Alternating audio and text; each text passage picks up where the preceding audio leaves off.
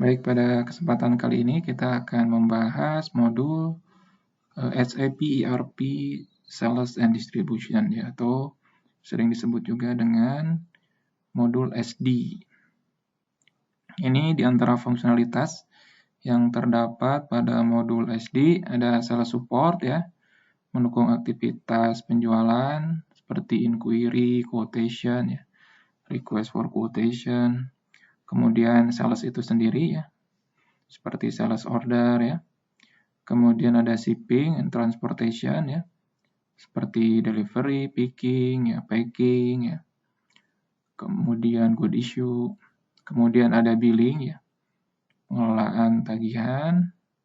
Kemudian ada credit management, ya, mengelola batas maksimal misalnya pembelian secara kredit, ya. Kemudian foreign trade, ya. Ini terkait dengan perdagangan internasional. Ini adalah overview yang akan kita bahas, mulai dari organization level, kemudian master data, kemudian transaksi sales order, ya, atau sering disebut juga dengan order to cash, ya, mulai dari menjual barang sampai mendapatkan uang, gitu kan, ya, sampai mendapatkan cash. Baik, kita bahas organization structure, ya. Secara umum, organization structure yang ada di SD, ya, di sini ada klien, ya. Di klien ini hierarki tertinggi dalam sistem SAP, ya. Jadi kita masuk modul apapun, yang pertama kali kita pilih, ya, kita masuk ke klien yang mana, gitu, ya. Kemudian company code, ya, ini terkait dengan finansial, ya, terkait dengan accounting, ya. Jadi secara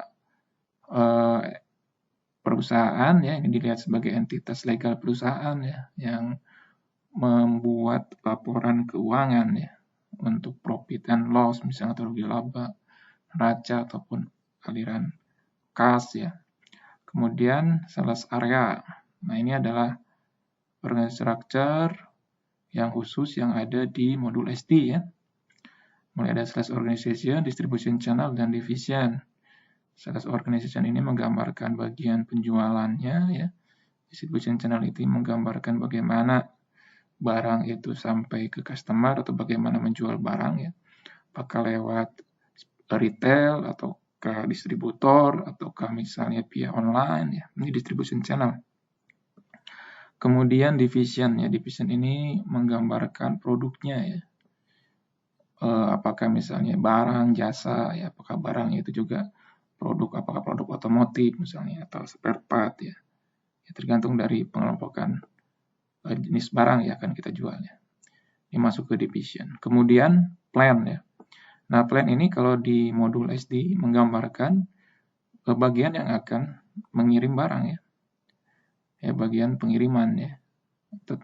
Tempat distribusi, ya. Bisa bentuknya bisa distribusi warehouse, ya, bisa tempat pengiriman, ya, bisa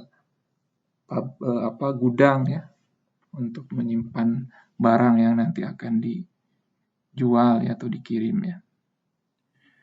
Plan, ya. Kemudian shipping point, ya. Ini adalah pada titik mana, ya, barang itu dikirim, ya.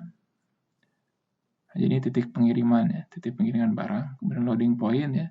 Jadi barang dimasukkan, ya, di loading ke dalam tempat ataupun sarana pengiriman, ya. Kemudian internal sales structure, ya. Ini struktur penjualan internal, ada sales office, sales group, sales person.